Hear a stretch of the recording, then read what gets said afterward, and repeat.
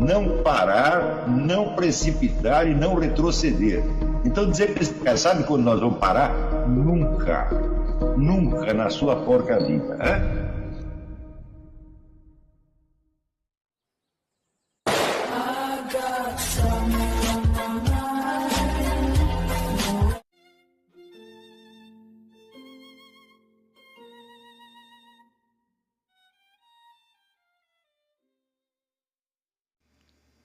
E aí pessoal, tranquilo? Então vem aqui antes do vídeo começar, pedir para vocês se inscreverem, quem não for inscrito, compartilhar, curtir, comentar. Quem puder seja membro do canal, que isso ajuda bastante. Tem também o link do Apoia-se. Quem puder ajudar nosso canal e apoiar financeiramente vai ser muito bem-vindo. Mas o mais importante é transmitir o conteúdo e os conhecimentos do professor Olavo de Carvalho para mais e mais brasileiros. Então compartilhe e ajude aí nossa causa. Muito obrigado a todos os membros, apoiadores do canal. Fico muito feliz. Tenho certeza que a gente está no caminho certo. Então fiquem com o vídeo e até mais. Valeu! Essa semana eu estive pensando o seguinte: todo mundo que diz alguma coisa acredita estar dizendo algo que ele chama de a verdade. Ou seja, a verdade é um porto seguro no qual todo mundo espera encontrar abrigo, defendendo-se por trás da verdade. No entanto, vamos meditar um pouquinho sobre o que esta palavra pode querer dizer. Bem, caso exista alguma verdade, existem alguns requisitos dos quais ela não pode escapar. Então, em primeiro lugar, ela tem que ser universal. Porque se você tem aqui uma verdade parcial, mas a verdade parcial está colocada dentro de um quadro falso, ela só é verdade de um ponto de vista muito subjetivo. Portanto, se existe alguma verdade, ela tem que estar conectada a outras verdades. Quer dizer, ela não pode desmentir outras verdades. Se a verdade se desmente, então ela não é verdade de maneira alguma. Isso quer dizer que toda e qualquer verdade depende, em última análise, de uma verdade total, que abrange o infinito, abrange o universo, e abrange todos os níveis de realidade, todas as dimensões da existência, vamos dizer, desde a mais universal até o mais mínimo detalhe que você possa conceber. Tudo isto interconectado de alguma maneira, não necessariamente como se fosse um sistema lógico dedutivo, mas através de toda uma grade, uma rede de interconexões que podem ser lógicas, analógicas, dialéticas, elos de simpatia, de semelhança, de similitude, como queiram. Mas verdade totalmente desconectada não pode haver. Então, isso significa que se há alguma verdade, é a verdade da totalidade universal, incluindo o que essa totalidade universal sabe sobre si mesma, porque se ela nada souber, então acontecerá que nós estamos dentro de um campo eminentemente falso, no qual nós somos os únicos portadores da verdade. Então, é só você fazer essas observações, você pode perguntar assim: nós podemos conhecer a verdade? A resposta é evidentemente não. Quer dizer, a verdade, ela é incognoscível para os seres humanos. A verdade no sentido forte da palavra, quer dizer, a verdade universal, abrangente e, por assim dizer, omniexplicativa. Nós não temos isso de jeito nenhum. Então, ou estamos no mato sem cachorro, ou tem alguma outra solução possível. Ora, se eu disse que nenhuma verdade parcial pode valer por si mesma se não estiver amparada em toda, vamos dizer, a sequência, ou em toda a hierarquia das verdades, que vai até a última verdade universal, então, se nós não podemos conhecer a verdade universal, então não podemos conhecer também as verdades parciais. Esse raciocínio é muito simples. Mas o fato é que, por experiência, nós sabemos que nós conhecemos algumas verdades parciais. Nós sabemos, por exemplo, vamos dizer, pelo domínio que exercemos sobre alguns processos naturais, não é isso? Ou pela nossa capacidade de previsão de situações humanas, que frequentemente ultrapassa até as nossas próprias expectativas. Se você pegar todo o mundo da tecnologia, ele consiste no domínio exercido sobre processos naturais, de modo que você, desencadeando um efeito, você produz a causa exatamente conforme a expectativa. Então quer dizer que nestes pontos específicos nós conhecemos a verdade. Nós conhecemos verdades parciais e sabemos que elas dependem de uma verdade universal que permanece desconhecida para nós. Ora, isto nos dá uma capacidade de adaptação ao ambiente físico, ao ambiente social, ao ambiente humano, extraordinária, que transcende infinitamente as possibilidades de qualquer animal. Se nós perguntarmos assim, um animal conhece a sua situação? Ele conhece dentro de uma grade muito limitada, dentro de um horizonte muitíssimo limitado. Por exemplo, suponha que você é um urso e aparece um sujeito da sua frente com uma espingarda na mão. O urso sabe o que é espingarda? Não tem a menor ideia. Ou seja, você aponta a espingarda para o urso e ele ainda não sabe que ele é um defunto, né? Quando ele souber, vai ser demasiado tarde. Por outro lado, pode haver um sujeito ali que está com uma arma e que não pretende matar o urso de maneira nenhuma, ele está carregando a arma apenas por autodefesa ou por hábito, e o urso o ataca e o mata e come. Isso quer dizer que a adaptação do urso à sua situação só é válida dentro de uma esfera de realidade muito pequena. Não é isso? E nós vemos claramente o limite dessa esfera de realidade quando fazemos algo que o animal não compreende. Por exemplo, houve um biólogo, eu não lembro se foi o Conrad Lorenz ou outro qualquer, que ele começou a conviver com uma tribo de macacos, e os macacos aceitavam como se fosse um membro, né, da comunidade. Mas um dia ele se vestiu de macaco, ele se fantasiou de macaco, os macacos ficaram aterrorizados. Então você vê que a distinção que o macaco faz entre o macaco e o não macaco é muito precária. Quanto mais ele se parecia com o macaco, do seu próprio ponto de vista, menos ele se parecia com o macaco do ponto de vista deles. Em suma, eles não entendiam o que estava acontecendo. Uma vez eu fiz uma experiência, eu acho que eu já contei aqui, eu tinha uma cachorrinha, eu amarrei a cachorrinha com um laço. Quer dizer, ela não estava presa realmente, tinha um laço. E quando alguém a provocava, ela pulava para atacar a pessoa e era enforcada pelo laço, evidentemente. E ela pulou 1000 vezes e 1000 vezes foi enforcada. Eu pensava assim, quantos séculos ela levaria para entender que se ela fosse para trás, ela estaria livre do laço. Ela não aprenderia isso jamais. Ou seja, esta simples situação transcendia infinitamente a capacidade de adaptação do bicho à sua situação real que ele estava vivendo. Se nós compararmos isso com o ser humano, nós vemos que a nossa capacidade de adaptação é absolutamente monstruosa. O Ortega y Gasset observa, com muita razão, que todos os animais têm um clima e uma região que lhes são apropriados. Por exemplo, uma girafa se sente muito bem no calor africano, o urso polar se sente muito bem no frio do Ártico, tá certo? Mas se você trocar as posições deles, eles estão lascados, né? Ao passo que o ser humano não se sente confortável em parte nenhuma do planeta. Em todo lugar ele está inadaptado, né? Você vê aqui nos Estados Unidos, por exemplo, sei lá, no verão você precisa do ar-condicionado e no inverno você precisa do aquecedor. Quer dizer, você precisa fazer uma adaptação porque você não está bem nem no calor, nem no frio, né? Se você mora no mato, sem recurso, você acha que você está mal ali, está correndo perigo, você vai viver na cidade, daí você é assaltado, atropelado, tem que pagar imposto, etc, etc. Então, nesse planeta não há um lugar adequado para o ser humano. Em função disso, o ser humano desenvolveu milhares de artifícios para se adaptar mais ou menos ao seu ambiente. Se você pensar isso, se você pensar a multidão de remédios, de equipamentos, de técnicas, tudo que o ser humano inventou para ele se virar mais ou menos no ambiente terrestre, você verá que a capacidade de adaptar, embora o ser humano não esteja bem em parte alguma na Terra, a sua capacidade adaptativa é monstruosa. Não é isso? Quando você pensa, por exemplo, a ideia das mutações, que fala a teoria da evolução, né? Quer dizer, uma espécie, supondo que existem essas mutações, que na verdade até hoje as mutações observadas são absolutamente insignificantes.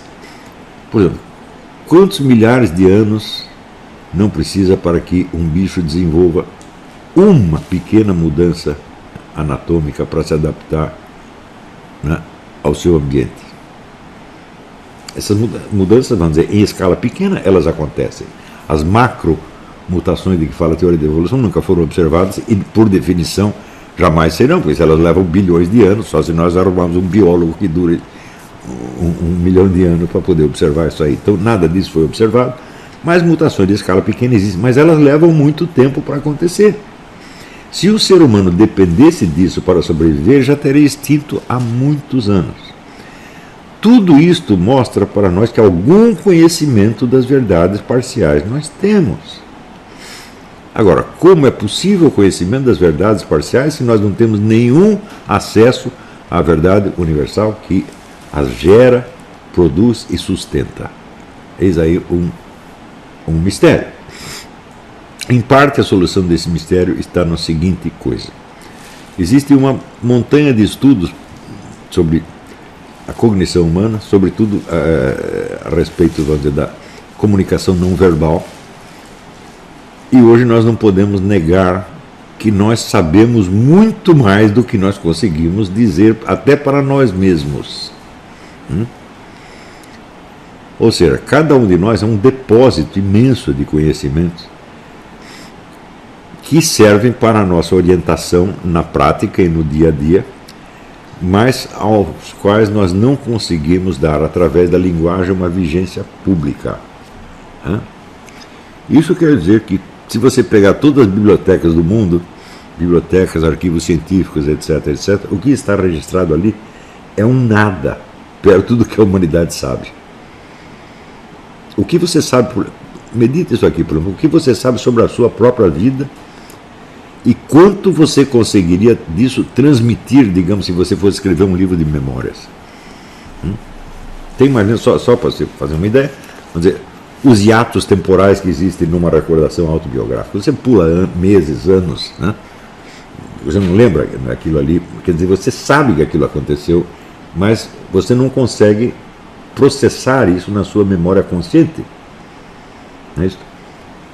Mas que você sabe, a prova de que você sabe é que você consegue se orientar com relação à sua própria vida. Né? Eu tenho muito essa experiência de ser acusado de coisas que eu não fiz. Né? Coisas que eu nunca pensei na minha vida, mas eu sei que eu não fiz. Eu sei que eu não estava lá. Eu sei que a coisa foi outra. Embora eu às vezes não saiba exatamente como foi. Então, quer dizer, mesmo aquilo que eu não consigo lembrar conscientemente, eu tenho um senso de orientação com relação àquilo. Então, vamos dizer, a pergunta é, da onde vem este senso de orientação que nos permite conhecer uma infinidade de verdades parciais? Ora, se isto não vem da própria verdade universal, então não tem explicação. Ou seja, de algum modo misterioso, nós somos dirigidos pela verdade universal em direção às verdades parciais que nós precisamos e podemos conhecer. Vamos dizer, esta presença da verdade universal, ela permanece, por assim dizer, no inconsciente. Não é isso? Mas sem ela nada podemos fazer. Tá certo? Então, ora, é isso que a Igreja descreve como a atuação do Espírito Santo. O Espírito Santo sustenta a nossa inteligência.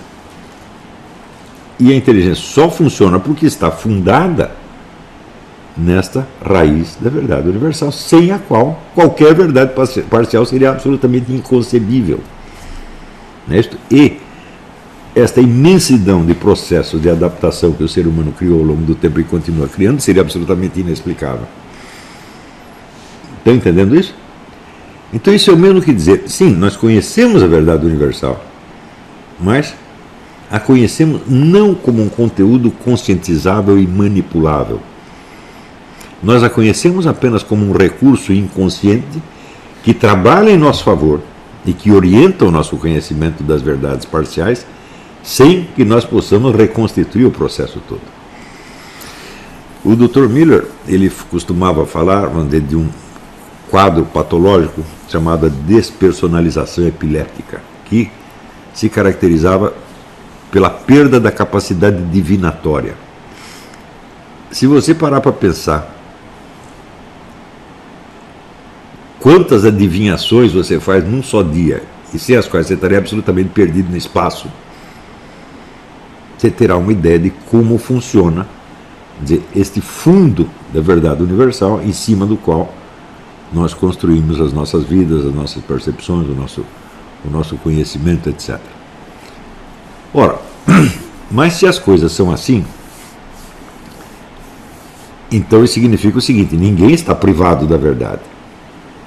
Todo mundo tem um acesso a ela. Tá certo? Não um acesso no sentido de um domínio consciente dessa verdade, ou seja, não conhecemos a verdade universal como conhecemos, por exemplo, o funcionamento de um equipamento que nós usamos, ou a conduta de um animal que nós estamos domando. Não nesse sentido, que esses são conhecimentos que nós dominamos. Eles pertencem a nós, estão dentro da esfera da nossa consciência, e nós dominamos e manipulamos esses conhecimentos. Então não é nesse sentido que conhecemos a verdade universal. Conhecemos a verdade universal no sentido de estar nela. E isso é que eu chamo conhecimento por presença. Aliás, eu chamo não, eu achei, um tempo atrás eu achava que eu tinha descoberto o conhecimento por presença, até que alguém me mostrou um livro que falava de um filósofo iraniano do século XI que já tinha descoberto isso. Mas para a gente não se iludir com as nossas grandes novidades. Então, o fato é que o cara descobriu o conhecimento por presença, ninguém ligou, e eu, sem ter conhecimento dele, redescobri isso aí. Eu acho que com esses exemplos que eu estou dando fica mais nítido o que eu estou querendo dizer com conhecimento por presença. Você conhece essa verdade não porque você a domine intelectualmente, mas porque você está nela.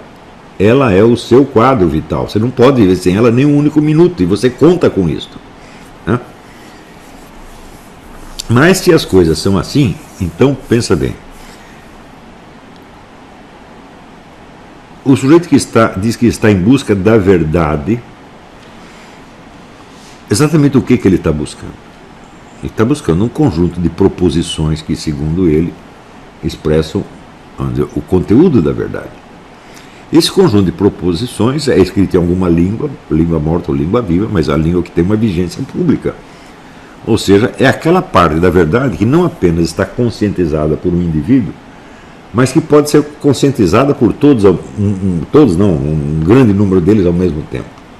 Então é uma espécie de mínimo múltiplo comum. Tá certo? É um recorte que abrange o que eu sei, o que o outro sabe, o que o outro sabe, o que o outro sabe. Tem um pedaço ali que é... Todo conhecimento público é isto. É um recorte feito com uma parcela infinitesimal do que cada um sabe e que coincide com o que os outros sabem. Eu digo que se você está buscando isso, você pode dizer que você está buscando a verdade ou você está buscando apenas o consenso público? Então, a busca desse consenso público, evidentemente, tem muito menos importância do que a busca da própria verdade, que jamais cederá ante o seu desejo de dominá-la, mas, ao contrário, ela só se oferecerá a você se você a aceitar, se você se colocar dentro dela, em vez de colocá-la dentro da sua cabeça.